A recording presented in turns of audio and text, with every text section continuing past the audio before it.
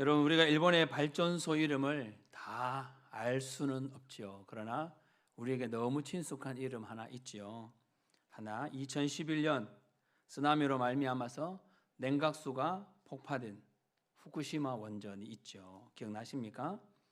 그 발전소에서 가장 가까운 거리, 불과 5km 정도에 떨어진 곳에 교회가 하나 있는데요. 후쿠시마 제1성서침례교회입니다. 세계 제2차 대전 이후에 전쟁 때문에 일본인들의 가슴을 다 황폐해진 그 가슴을 그리스도의 사랑으로 끌어안고 복음의 씨앗을 심고 그리고 점점 부흥성장하던 그런 교회였어요. 당시 담임 목사님이었던 이 사토 아키라 목사님이 이 1982년 4월에 부임하면서 열심히 목회하다가 이제 2009년도에 교회가 새 성전을 입당해서 그리고는 이제 일본의 100년을 내다보면서 일본을 복음화시키겠다. 그렇게 다짐을 하며 출발을 하는 교회인데 그렇게 다짐한 지 채 3년도 안 돼서 2011년 3월 11일 쓰나미가 후쿠시마를 덮쳤습니다. 강도 9.0 대지진에 그 여파로 16m나 되는 쓰나미가 일본을 열도를 덮친 거죠. 그리고 후쿠시마 원자력 발전소까지. 이 당시 아키라 목사님이 이 신학교 졸업식 참석차 도쿄에 가 계셨는데 거대한 쓰나미가 교회를 덮쳤다는 소식을 듣게 된 거예요. 맥이 풀리면서 한마디로 다 끝났구나 그런 생각이 들었다고 해요. 내 목회 생활 이렇게 끝나는구나 그런 생각이 들었습니다. 그러나 목사님 부부가 정신을 차리고 아직 생존해 있을지도 모르는 성도를 구하기 위해 후쿠시마로 들어갑니다. 쓰나미가 덮쳤는데 길이 어디 있겠어요. 그래도 하여튼 길을 뚫고 가보니까 제적이 150명 정도인 교회에 절반이 70명가량이 정도가 살아있는 절반가량은 생사도 알 수 없는 상황이었다고 해요. 3년 넘게 건축한 교회 건물 모조리 무너지고 교회도 무너지고 성도들의 집도 모든 것들이 다 무너진 그런 상황 속에서 그래도 살아남아야 하겠기에 수백 킬로 떨어진 피난민 캠프로 갔습니다. 가는 것 자체도 어렵죠. 길도 없으니까 막 개척하면서 가는데 길도 막히고 식량도 없고 식수가 없어서 너무나 힘든 상황. 그렇게 가는 중에 성도 4명이 또 사망했다는 소식도 접합니다. 더 이상 소망도 없는 것처럼 가슴이 무너지는 마음을 끌어안고 현장에 도착을 해서 모든 것이 끝났구나. 그런데 희한한 것은요, 성도의 절반이 죽고 행방을 몰라도 교회는 끝나지 않더라는 거예요. 아멘입니까? 피난민 캠프에 도착한 이들이 오히려 그곳에서 그 전에는 경험해보지 못했던 이 영이 살아나는 듯한 그런 예배를 드렸다는 겁니다. 성경 공부가 시작이 되고 성령의 기름 부으심이 있는 예배를 그곳에서 드리기 시작을 했다는 거예요. 물질의 풍요 속에 더 가지지 못해서 불행하다고 생각했던 이들이 오히려 그 난민 캠프에서 있는 것으로서 나누고 행복을 느끼고 옷을 나누고 음식을 나누면서 서로 돌아보면서 성경에서 읽기만 했던 이 초대교회의 일들을 직접 경험하게 된 거예요. 그리고 그 누구도 가지 않던 이 방사능으로 위험한 그 후쿠시마 원전 복구에 그 교회 성도들이 예수님의 희생정신을 이어받아서 들어가더라는 겁니다. 그래서 교회는 다 끝났다고 생각했던 이 아키라 목사님의 고백이 무엇으로 바뀌었냐면 건물은 없어졌지만 교회는 없어진 것은 아니다. 할렐루야. 오히려 피난 중에서 9명이나 예수님 영접하고 세례를 받게 되었다는 거예요. 물론 우리에게는 9명이 뭐 그리 큰 숫자인가 크게 피부로 와닿지는 않지만 여러분, 일본 선교의 어려움을 생각하면 일본에서는 공을 2개 더 붙여서 이해를 한다면 된다고 해요. 9명이면 900명에 해당하는 성도가 예수 믿게 됐다라고 봐도 과언이 아니라는 겁니다. 이 모든 이야기가 책으로 나왔어요. 바로 이 기적이 무대가 된 교회. 그런데 모든 환난 가운데서도 목사님과 성도들이 함께 붙들었던 그 말씀, 그게 바로 오늘 본문, 1000년에 한 번 발생한다는 그 지진, 16m나 되는 쓰나미 앞에 교회는 폐쇄되고 쓰나미와 원전 폭발로 인명피해가 7만 명이 넘었지만 성도의 절반이 소식도 모르고 어떻게 됐는지 알 수는 없는 그러한 절망 상황 속에서도 하나님은 역사하시더라는 겁니다. 따라하십시다. 넘어져도 주님 붙들면 일어설 수 있습니다. 아멘이십니까? 여러분, 인생을 살면서 단 한 번도 좌절을 경험해보지 못한 분은 없을 겁니다. 후회가 없는 분도 없을 거예요. 그러나 오늘 본문은 하나님의 백성은 넘어지나 아주 엎드러지지 않는다라고 말합니다. 왜 처음부터 붙잡아 주지 않았는가? 그런 의심이, 그런 질문이 생길 수 있어요. 그건 좀 나중에 살펴보기로 하고요. 지금 분명한 것은 주님을 붙들면 일어설 수 있다는 사실입니다. 아멘입니까? 우리는 다시 일어설 수 있는 줄 믿으시기 바랍니다. 그러면 어디서부터 일어서야 하는가? 한번 따라 하십시다. 넘어진 그 자리에서 일어서야 합니다. 우리는 새 출발이라고 하면 뭘 자꾸 갈아엎는 것을 생각을 해요. 그것도 그런 것이 우리 민족 생각이요. 농경사회에 뿌리 내려져 있어서 농사를 시작하면서 의뢰의 땅을 갈아엎기 때문에 그래요. 그래서 은연중에 우리는 새 출발, 새로운 시작 그러면 다 뒤집는 것부터 생각합니다. 그런데 오늘 본문에서만큼은 24절에는 그렇게 말하는데요. 넘어졌지만 여호와께서 다시 붙드셔서 일어서게 한다고 말합니다. 새 출발이 이루어진다는 거죠. 그런데 어디부터입니까? 넘어진 바로 그 자리. 다른 곳에서 새롭게 시작하라는 것이 아니에요. 갈아엎는 것이 아닙니다. 넘어진 바로 그 자리에서. 왜 그래야 합니까? 오늘 본문 23절에서 그렇게 말하는데요. 두 단어가 정확하게 보입니까? 걸음을 정하시고 기뻐하시나니. 누가 그렇게 한다는 겁니까? 여호와께서. 하나님께서 그렇게 하신다는 겁니다. 여러분, 하나님께서 저와 우리의 인생의 걸음을 정하셨다는 것을 인정하십니까? 희노애락, 행복, 불행 이런 거 모든 거 다 정하셨다는 것이 인정이 됩니까? 이것을 잠언 3장 6절에도 이와 비슷하게 말하는데요. 여기 나오는 이 지도하신다라는 말이 그냥 어떤 길을 가기 위해서 가이드하는 정도를 말하는 게 아니에요. 손을 강하게 붙들고 끌고 가는 것을 의미합니다.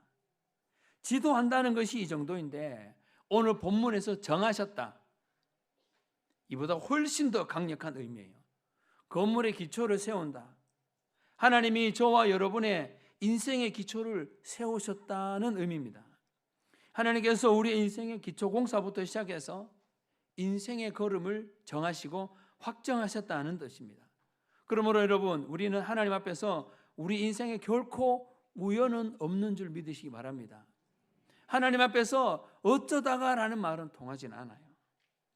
지금 여러분이 서 있는 그 자리, 삶의 현장, 비록 쓰러져 있지만, 넘어져 있지만, 실패한 것처럼 보이고 상처투성이긴 하지만 하나님이 인도하셨고 정하신 자리라는 것을 믿을 수 있기를 바랍니다. 그렇다고 여러분 오해하지 마십시오. 제가 지금 무슨 운명론을 말하는 건 아닙니다. 우리 인생을 향한 창조주 하나님의 이 적극적인 개입, 내 인생을 향한 하나님의 주권을 인정하고 하나님의 그 신실함을 신뢰하자는 거예요. 일평생 고아를 돌아보면서 이 고아의 아버지로 알려진 조지 뮬러, 다들 들어보셨을 겁니다. 정말로 우리에게 도전을 주는 귀감이 있는 그러한 분이시잖아요. 그의 평생의 좌우명이 뭐였냐면 하나님이 내 평생의 걸음을 정하셨기에 나를 여기까지 인도하신 하나님 향한 신뢰의 끈을 놓치지 않겠다. 하나님이 나를 인도하니까 나는 하나님을 향한 신뢰의 끈을 놓치지 않겠다는 거예요. 그분이 죽고 난 다음에 남긴 유품 중에 이 성경 하나가 발견되었는데요. 성경을 읽고 묵상하다가 깨달은 것을 옆에 메모를 하는데 마침 오늘 본문이 시편 37편 그 옆에 어떻게 메모되어 있냐면 하나님은 하나님의 사람의 걸음과 멈춤을 정하신다. 하나님은 하나님의 사람의 걸음을 멈추고 가심을 정하신다는 거예요. 아멘입니까? 조지 뮬러가 그런 하나님을 향한 신뢰가 있었기에 그 걸음을 향한 하나님의 인도, 이거 신뢰의 끈을 놓치지 않았다는 거예요. 그래서 사람 앞에 손 벌리기 전에 하나님께 먼저 기도했습니다. 사람 앞에 가서 아쉬운 소리로 손 비비기 전에 기도했어요. 또 하나 더, 우리가 더 넘어진 그 자리에서 일어서야 하는 이유가 23절 끝부분에 그렇게 되어 있는데요. 그의 길을 기뻐하신다. 더 정확하게 말씀드리면 그 길을 걸어가는 것을 기뻐하신다는 겁니다. 비록 넘어졌다 할지라도 다시 일어나 뚜벅뚜벅 걸어가는 것을 기쁘게 여기신다는 겁니다.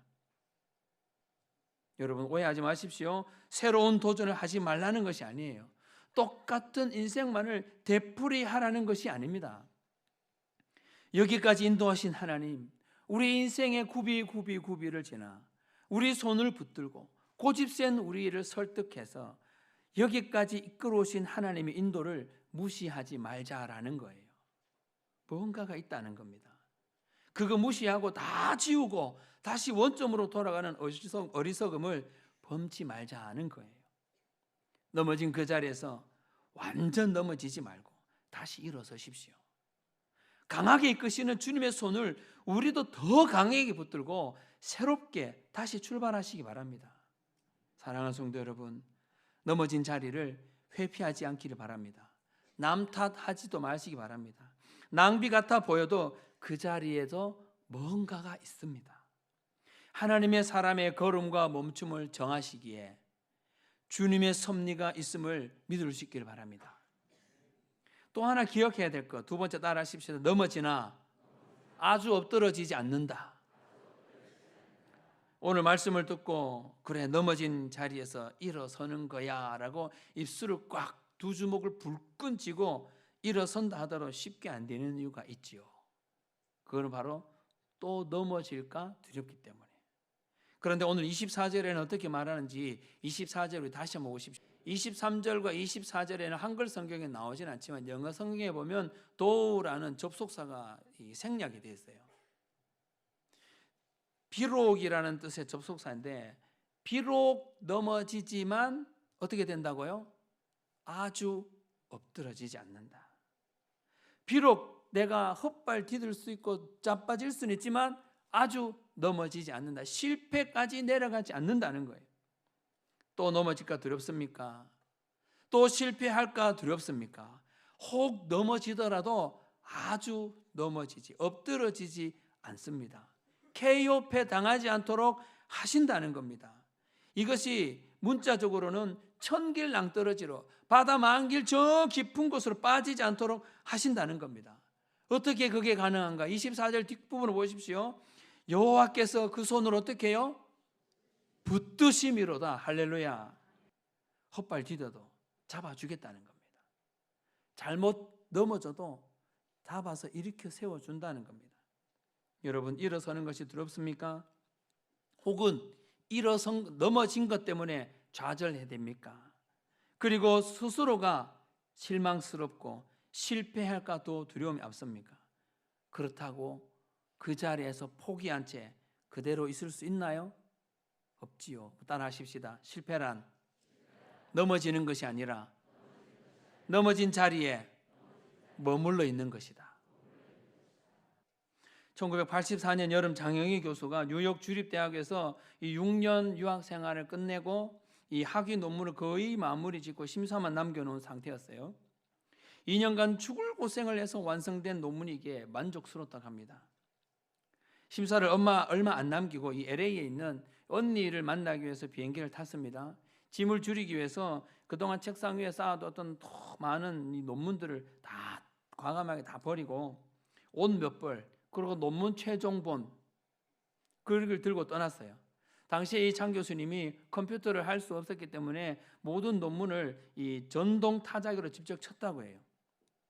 LA에서 다시 뉴욕으로 돌아올 때 숙소에 돌아가기 전에 마중 나온 친구네 집에 들러서 차를 한 잔 마시고 이제 가려고 하는데 차를 다 한 잔 마시기도 전에 친구의 딸이 급히 뛰어들으면서 하는 말이 밖에 있는 교수님의 차 트렁크를 도둑이 열고 그 짐을 몽땅 가지고 달아났습니다. 하나밖에 없는 학위 논문이 사라진 거예요. 장 교수님이 식음을 전폐하고 사흘 밤낮을 꼬박 누워 있었어요. 닷새쯤 되는 날 한 줄기 햇살 같은 빛이 창틈으로 들어오는 것을 보면서 그녀는 다시 일어섰습니다. 그리고는 가슴속 깊은 곳에서 속삭이는 목소리가 들렸다고 해요. 괜찮아. 다시 시작하면 되잖아. 다시 시작할 수 있어. 기껏해야 논문인데 그래도 살아있잖아. 다시 시작하면 돼. 그리고 나서 정확하게 1년 뒤 논문을 끝냈어요. 그녀의 논문의 첫 장에 넣은 헌사를 이렇게 썼어요. 내게 생명 주신 사랑하는 하나님과 부모님께 감사합니다. 이 두 분께 논문을 바칩니다. 그리고 내 논문 원고를 훔쳐가서 나에게 삶의 가장 중요한 교훈, 다시 시작할 수 있는 법을 가르쳐준 도둑에게 감사하다. 이렇게 썼어요. 성도 여러분, 혹 다시 넘어지더라도, 혹 쓰러지더라도, 혹 죄를 지었다 하더라도, 혹 여러분들의 살다가 실패를 했다 하더라도 아주 엎드러지지 않도록 우리를 붙드시는 여호와의 손을 의지하고 용기 있게 일어설 수 있기를 주님의 이름으로 축복합니다. 정말로 축복합니다. 그래도 넘어질까 두렵습니까? 염두가 나지 않습니까? 마지막으로 한번 따라 하십시다. 넘어져야 걸음마를 배울 수 있다. 혹 여러분 가운데 이런 생각이 들 수 있습니다. 아까 말씀에 서두에서 질문을 드렸던 하나님이 우리 인생의 발걸음을 정하고 그리고 우리의 길을 걸어가는 것을 기뻐하고 또 혹 넘어지더라도 아주 엎드러지지 않도록 우리를 붙들어 준다고 하셨는데 그러면 아예 처음부터 안 넘어지도록 우리를 붙들면 안 됩니까? 제가 조금 전에 말씀을 드렸죠. 이러한 질문을 할 수 있습니다. 아예 처음부터 우리를 그냥 붙들어서 안 넘어지도록 하시지 그렇게 하면 안 됩니까? 라는 생각을 할 수 있습니다. 다시 말씀드립니다. 안 됩니다. 넘어져야 됩니다. 왜 그런가? 넘어져야 일어서는 법을 배우는 거예요. 하나님은 우리를 붙들어 주시되 따라하십시다. 걸음마를 배우도록 붙들어 주신다. 이것이 오늘 본문에 그는 넘어지나 아주 엎드러지지 않는다는 것에 대한 정확한 해석이에요. 어느 가정에 아이가 태어나면 돌이 조금 지나면 아이가 뭘 짚고 일어서죠. 그리고 한 걸음 두 걸음 옮겨 놓습니다. 그러면 부모는 두 손을 잡고 한 걸음 두 걸음 걸음을 옮겨 놓도록 붙들어 주지요. 그렇게 잡은 손을 계속 붙들고만 있나요? 어느 순간 조금씩 걷기 시작하면 아이가 비틀거려도 손을 놓지요. 넘어져도 손을 놓습니다. 왜 그런가요? 그래야 뭘 배우니까요? 걸음마를 배우니까. 넘어지는 아이를 보면 안타깝지요. 좋은 부모는 넘어지는 것보다 걷는 아이를 기대하며 손을 놓습니다. 아무리 아이가 사랑스러워도 계속 두 손을 잡고 있는 부모는 없어요. 부모는 옆에서 동행하지만 계속 붙들어 주지 않습니다. 하나님이 우리 인생에 저와 여러분의 인생에 어느 정도 가까이 있는가? 바로 딱 이 거리인데요. 쓰러지면 금세 받아줄 수 있을 거리. 그러나 좀 넘어졌다고 해서 좀 상처가 있다고 해서 금방 손을 잡아주는 경우는 잘 없습니다. 왜 그럴까요?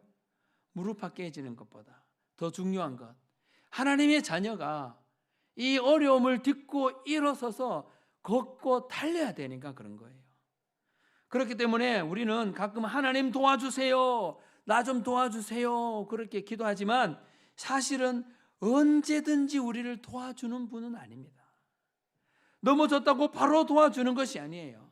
하나님은 언제나 타이밍을 찾는 분이에요. 우리의 성장을 위해서, 나의 성장을 위해서. 그런데 간혹 그 타이밍이 절망의 끝자락까지 갈 때가 있습니다. 그렇기 때문에 우리 예수 믿는 사람은 절망할래야 절대 절망할 수 없는 거예요. 아멘입니까?